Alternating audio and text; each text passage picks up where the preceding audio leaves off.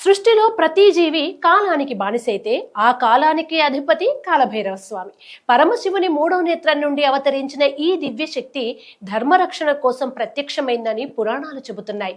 మనిషి జీవితంలో ఎదురయ్యే కష్టాలు, అడ్డంకులు, భయాల వెనుక ఉన్న కర్మబంధాలను ఛేదించే శక్తి భైరవునికి ఉందని శైవ ఆగమాలు వివరిస్తాయి.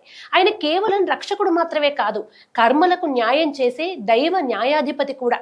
భక్తి నిజాయితీతో ప్రార్థించిన వారికి ధైర్యం, వివేకం, ఆత్మబలాన్ని ప్రసాదిస్తాడు.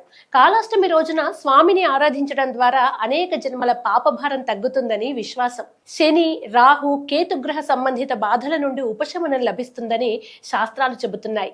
చెడు శక్తులు, దుష్ట ప్రభావాలు భక్తుని దరిచేరకుండా స్వామి కాపాడతాడని నమ్మకం. కాలభైరవుని అనుగ్రహం ఉంటే కాలమే భక్తుడికి అనుకూలంగా మారుతుందని పెద్దలు చెబుతారు. అందుకే కాలాష్టమి రోజు చేసే కాలభైరవ ఆరాధనను మహాపుణ్యప్రదమైనదిగా భావిస్తారు. మీరు కూడా కాలాష్టమి రోజున జరిగే కాలభైరవ స్వామి ప్రత్యేక పూజలో భాగం అవ్వడానికి ఇప్పుడే కాల్ చేసి బుక్ చేసుకోండి.